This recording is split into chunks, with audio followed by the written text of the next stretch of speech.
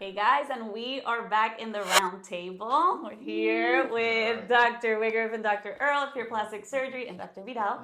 And we're answering common questions that our patients get and kind of discuss it in the table.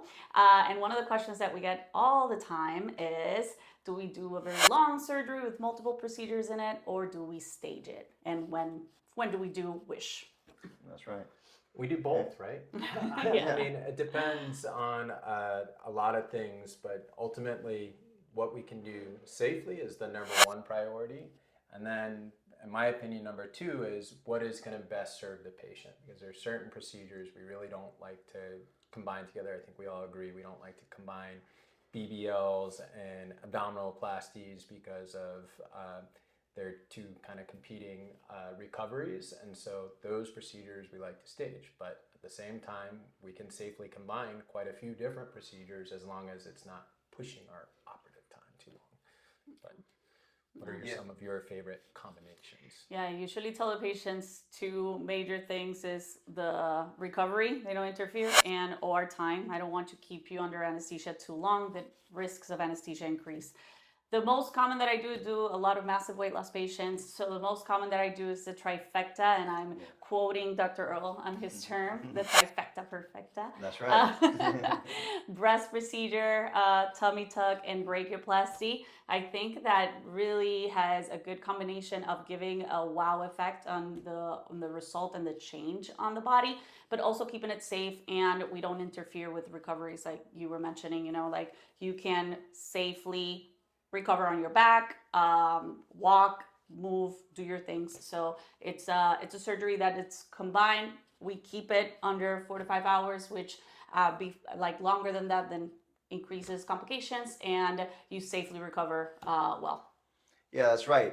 And the other thing that we have to also keep in mind in terms of not just safety and OR time, but also some of the rules that we're given that are basically handed down to us by the Florida Department of Health or the Board of Medicine. And so we do have rules here in Florida that all surgeons should be following. And those rules state that if you are doing a tummy tuck or a similar kind of procedure where you're making a long incision, that then you're limited to how much fat you can remove, which is limited down to 1,000 cc's. So typically if you're doing that, then that's really not enough for a full liposculpture 360 or a full BBL. So you're not really going to get the best bang for your buck there.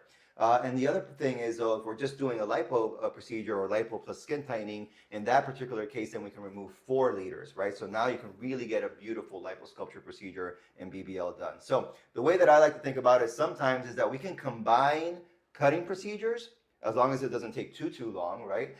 And we can combine liposuction, skin tight, fat transfer procedures. But it's tough to then kind of mix the two, especially here in Florida.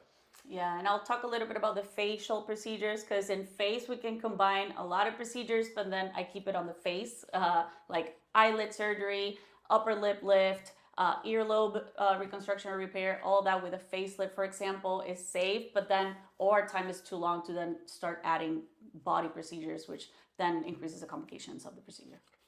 And just as we increase with weight loss surgeries, and people with massive weight loss have a lot of areas that need to be addressed if they choose to. And so what I always advise my patients is you need to pick your top 1 and 2 things that you want to address. And we can usually address at least 2 things in one surgery, sometimes 3, but it's to serve you and what you're most concerned about. And then we're always here for the second stage. Okay. All right, everybody. Have a good one. Ciao.